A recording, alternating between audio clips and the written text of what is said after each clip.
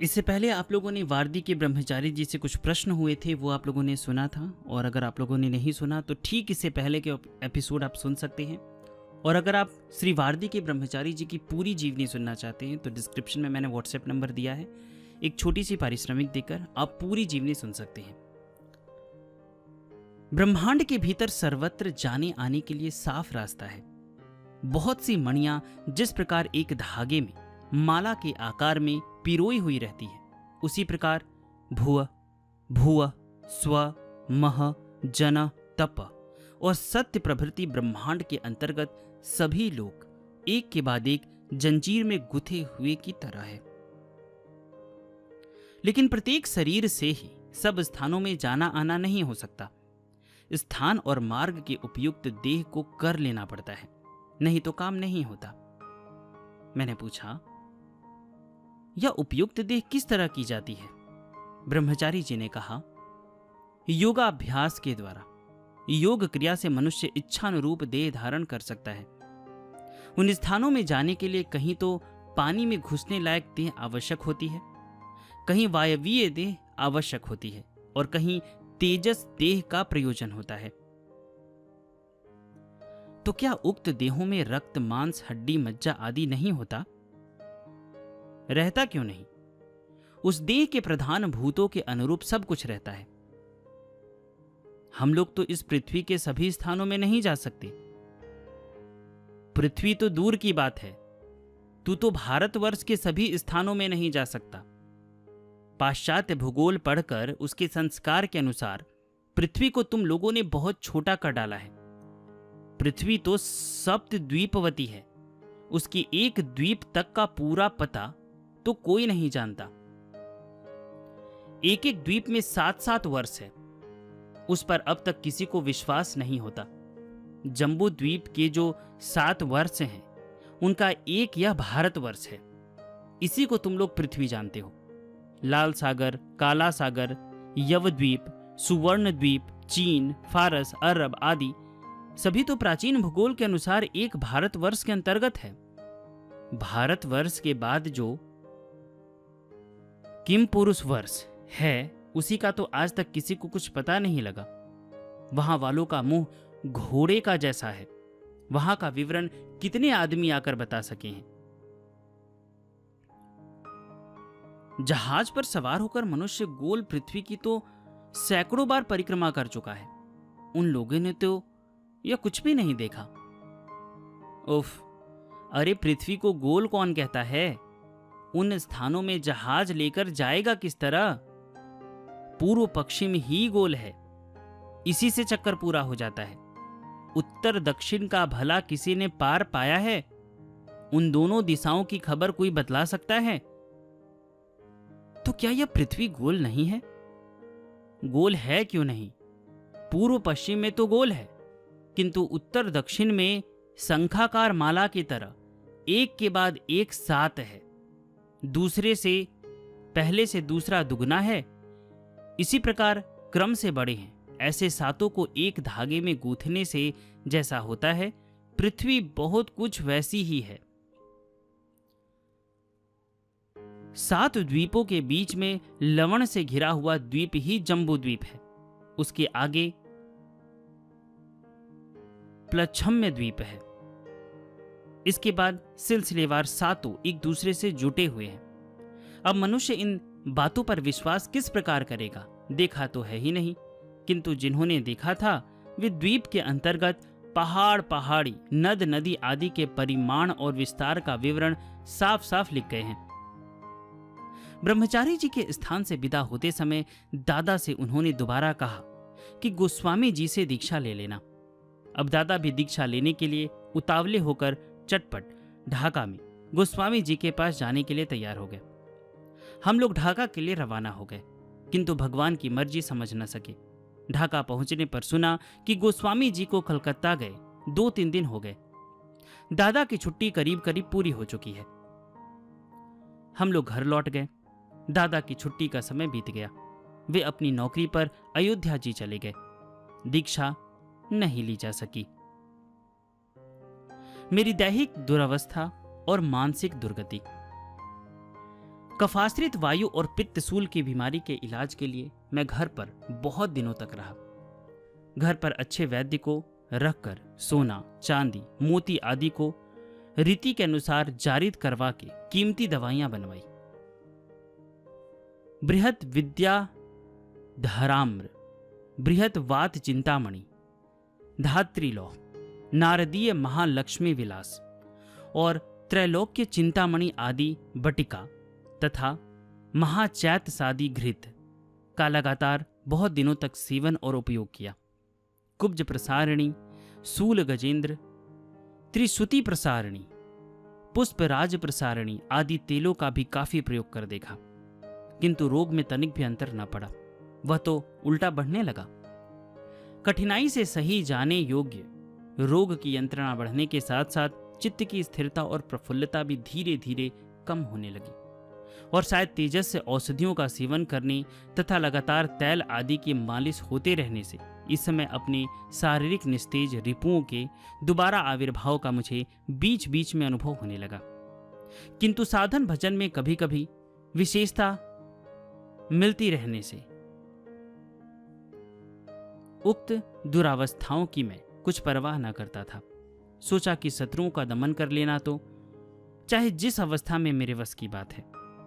अपने ऊपर इस तरह बेहद विश्वास होने से साधारण विधि निषेध में भी मैं सुस्ती करने लगा। आगे दो घटनाओं ने क्रम से मुझे बिल्कुल रसातल में डुबा देने का उद्योग किया। दोनों घटनाएं कुछ इस प्रकार है। मेरे मकान के समीप ही छोटी जाति की एक ऐसी स्त्री रहती है जिसका पेशा भीख मांगना है। उसने 2 पैसे कमाने के लिए 16 साल की एक युवती को अपने घर में लाकर रखा है। किसी मालदार युवक ने उसे अपनी रक्षिता बना लिया है। मुहल्ले में ही इस तरह वैश्या के रहने की खबर पाकर मेरा जी जल उठा। मैं तुरंत एक बलवान लठैत को साथ लेकर उनके दांत खट्टे करने के लिए तैयार हो गया। मैंने सरदार से कह दिया कि इशारा पाते ही तुम लाठी मार मार कर उन दोनों के पैर तोड़ देना। अब दिन डूबने के बाद ही मैं उस घर में घुसा। लठैत तनिक ओट में रह गया। मेरे पहुंचते ही वह स्त्री उस युवती को मानो कुछ इशारा देकर वहां से खिसक गई। मैं बाबू की प्रतीक्षा में बाहर बैठ गया। अब उस युवती ने धीरे धीरे आकर मुझसे दिल्लगी करना आरंभ कर दिया, यह देखने के लिए कि नौबत कहां तक पहुंचती है। मैं उसकी बातचीत में हां हूं करने लगा। मैंने मन में निश्चय कर लिया कि किसी प्रकार का कुभाव प्रकट करते ही मैं सरदार को पुकार कर इसकी ऐसी मरम्मत करा दूंगा कि हड्डी पसली एक हो जाएगी। वह अनेक प्रकार के हाव भाव करके अपनी देह की सुंदरता दिखाने लगी। फिर धीरे धीरे 2-1 कदम आगे बढ़कर उसने मुझे पकड़ लिया। अब वो मुझे सहज ही खींचकर अपनी कोठरी की ओर ले चली। उसका स्पर्श होते ही मेरी सारी तेजस्विता, विवेक बुद्धि तक विलुप्त हो गई। मन एकाएक बहुत ही चंचल हो उठा। फिर उसकी कोठरी के दरवाजे तक जाकर मैं गिड़गिड़ाकर उसकी खुशामद करने लगा कि आज तो मुझे जाने दो, मैं कल आ जाऊंगा। तब कहीं उसने मुझे छोड़ा। मैं छुटकारा पाते ही बेदम दौड़ता हुआ मैदान में कुछ दूर पर पहुंचा था कि पछाड़ खाकर गिर पड़ा। पैर में बहुत ही चोट लगी। मुझे कंधे पर बैठाकर लठैत घर पहुंच गया। दूसरे दिन सवेरे मैंने अपनी हमजोली वालों को एकत्र करके तय किया कि रात को उसके घर में आग लगा देंगे। लोगों से स्त्री को यह बात मालूम हो गई। वह उसी दिन आकर मेरे पैरों पर गिरकर रोते रोते बोली, मुझे सिर्फ 3 दिन की मोहलत दीजिए, मैं इस गांव में न रहूंगी। आखिर वो गांव छोड़कर चली गई। इस घटना से मेरी मानसिक दशा दूसरे प्रकार की हो गई। यद्यपि उन दोनों को मैंने सख्त सुस्त बातें कहकर गांव से खदेड़ दिया, फिर भी उस उल्टा के स्पर्श से मुझे जो सुख मिला था उसकी याद को मैं एक दिन के लिए भी अपने मन से नहीं हटा सका। इस प्रकार से युवती की देह का स्पर्श जिंदगी भर में मुझे कभी नहीं हुआ। अब यह स्पर्श सुख मुझे साधन भजन से भी मधुर जान पड़ने लगा। उसकी भुजाओं से वेष्टित आलिंगन मेरे मन में सदा उदित होकर वर्तमान की भांति मुझे उत्तेजित करने लगा। मैं साधन भजन से दुश्चिंतित रहकर सदा वही कल्पना करने लगा। इसके सिवा एक और विषम प्रलोभन उपस्थित हुआ। घर में हमारे यहां एक बिना मां बाप की सयानी कुलीन लड़की रहती है। उसके अभिभावकों ने इच्छा की कि उसे वर्तमान रुचि के अनुसार लिखा पढ़ा दिया जाएगा तो आगे चलकर उसके लिए अच्छा घर वर मिलने में सुविधा होगी। मैं जब से घर आया हूं तब से उन लोगों ने उसे पढ़ाने लिखाने का काम मुझे सौंपा है। लड़की दिन भर घर का काम काज बड़ी अच्छी से किया करती थी, फिर भी समय निकालकर बड़ी श्रद्धा और सावधानी से मेरे रोग की सेवा करने लगी। दिन में तो उसे कामकाज में फंसे रहने से फुर्सत न मिलती थी, इसलिए रात को 9-10 बजे वह मुझसे पढ़ने को आने लगी। घर वालों के बेखटक सो जाने पर भी लड़की मेरे सूने कमरे में बिछौने के एक ओर बैठकर रात को 12 बजे तक लिखती पढ़ती रहती थी। उसकी सेवा में श्रद्धा, गृहस्थी के कामकाज में चतुरता, लिखने पढ़ने में उत्साह और चरित्र की दृढ़ता देखकर दिन दिन मैं उसे बहुत अधिक चाहने लगा।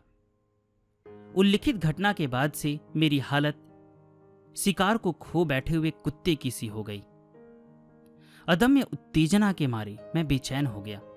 इसी समय उस कुमारी के सौंदर्य पर मेरा शिथिल चित्त दिन पर दिन लट्टू होने लगा।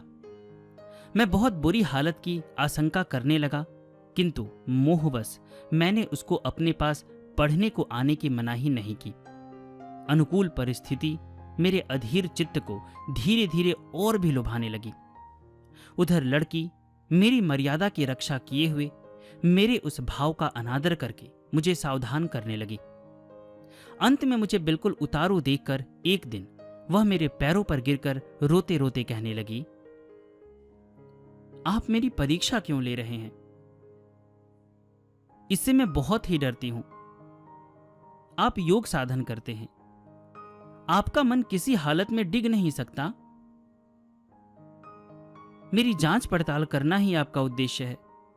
यदि आप मेरी रक्षा ना करेंगे तो बतलाइए कि इस दशा में मेरा बचाव किस तरह होगा। उसकी साफ साफ बातें सुनकर मैं बड़ी मुश्किल में पड़ गया। एक ओर तो मेरे भीतर अदम्य उत्तेजना है, सामने मेरी मुट्ठी में सुंदरी युवती मौजूद है, दूसरी ओर बाहर धार्मिकता का ढोंग है। यह वासना है कि सब लोग मुझे योग साधक माने। विशेषतः यह सोच विचार है कि जो मुझे सदाचारी महान साधु समझकर श्रद्धा करती है, उसी के आगे मैं किस प्रकार अपनी मर्यादा को तोड़ूं। इस दशा में पड़कर अपने संकल्पिक अध्यवसाय से बचने के लिए मैं जी जान से कोशिश करने लगा, किंतु प्रतिदिन क्या सुने में और क्या औरों के आगे उसके साथ संबंध बना रहने से मेरी वासना दिन पर दिन बढ़ती जाने लगी। अंत में जब समझ लिया कि मेरे भीतर की आग धीरे धीरे उसे उभाड़ रही है, तब दूसरा उपाय न देखकर आबरू बचाने के लिए मैं घर छोड़कर ढाका भाग गया। सबने समझा कि बीमारी बहुत कुछ हट गई है। मैं स्कूल में भर्ती हो गया। अपने भीतर की दुरावस्था को छिपाए रहकर मैं गोस्वामी जी के पास आने जाने लगा। एक दिन उन्होंने ध्यान की दशा में कहा, समय बड़ा बुरा है। योगावलंबियों के भीतर जो ऐसे छिपे हुए हैं वे सब प्रकट हो जाएंगे। यह सुनकर मैं बहुत ही डर गया, बहुत ही सावधानी से रहने लगा। इस समय गोस्वामी जी कुछ दिनों के लिए कलकत्ता चले गए। इसी समय ढाका में उनके शिष्यों की अनेक प्रकार की दुर्दशा हो गई। आपस में लड़ाई झगड़ा, शत्रुता, हाथापाई, यहां तक कि चरित्रहीनता और गुरुद्रोहिता तक होने लगी। यह सब देख सुनकर मैं बड़ी सावधानी से नई उमंग के साथ साधन करने लगा। स्थिर चमकीले ज्योतिर्मंडल के दर्शन। कुछ दिनों से समय निर्धारित करके मैं नियमित रूप से साधन भजन करता आ रहा हूं।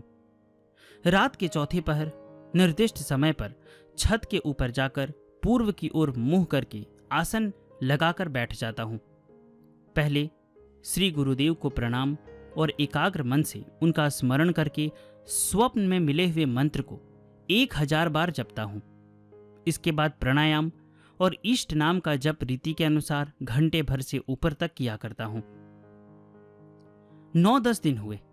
एक दिन धीरे धीरे मेरे माथे को कपाकर एक अपूर्व ज्योति प्रकाशित हो गई। इस अपूर्व ज्योति की मनोहर सुंदरता के एक कण को भी भाषा के द्वारा प्रकट करते नहीं बनता। मालूम नहीं इसे चंद्र कहते हैं अथवा सूर्य। ललाट के भीतर अथवा बाहर नीले आकाश में बहुत दूरी पर चंद्र सूर्य के आकार के स्निग्ध बहुत ही चमकीली सफेद ज्योति को देखता हूं।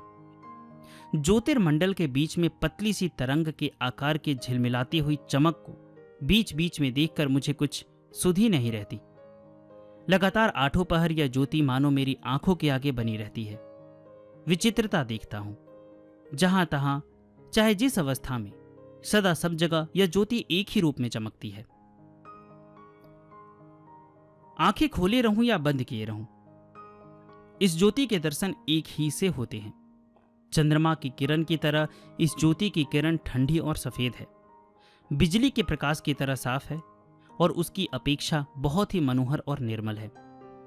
जिस समय पहले पहल मुझे इसके दर्शन हुए थे, उस समय मैं बिल्कुल मुग्ध हो गया था। अब लगातार देखते रहने से आदत पड़ गई है। पहले पहल यह ज्योति कुछ हिलती डुलती देख पड़ती थी, अब चंद्रमा की तरह स्थिर है। बहुत खोज करने पर भी मैं यह निश्चय नहीं कर पाता कि मुझे इस ज्योति के दर्शन कहां पर हो रहे हैं। जब आंखें खुली रखता हूं तब देखता हूं कि बाहर के आकाश में माथे पर ऊंचे की ओर है, और आंखें मूंद लेने पर जान पड़ता है कि ललाट के ही भीतर नीले रंग के विस्तीर्ण आकाश के बीचों बीच है। यह ज्योति एक ही तरह से प्रकाशित बनी रहती है। इस कारण इसका घटना बढ़ना कुछ समझ में नहीं आता। हाँ, बाहरी काम काज छोड़कर नाम में और गुरु में चित्त लगाने से इसके माधुर्य में और भी अभिभूत हो जाता हूं। गुरु का स्मरण करने पर ज्योति की अपूर्व छटा अनेक स्तरों में फैलकर समय समय पर मुझे आनंद सागर में डुबा रखती है। गोस्वामी जी के रूप का ध्यान करने से नहीं समझ पड़ता कि क्यों इस ज्योति की सुंदरता और मनोहारिता उत्तरोत्तर बढ़ती है। इस समय यह अवस्था मेरे बस की और स्वाभाविक जान पड़ती है। ज्योति का लुप्त हो जाना। हाय, मेरा सत्यानाश हुआ। आज 2 दिन हो गए। अभाग्यवश अकस्मात अनजाने एक अपराध हो जाने से अपने अतुल आनंद की अवस्था को मैं खो बैठा हूं।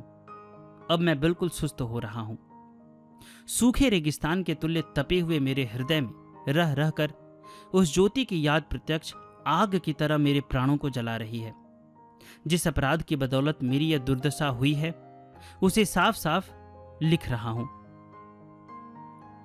शूद्र जाति की एक विधवा संकट के समय सदा हम लोगों की सहायता करती थी।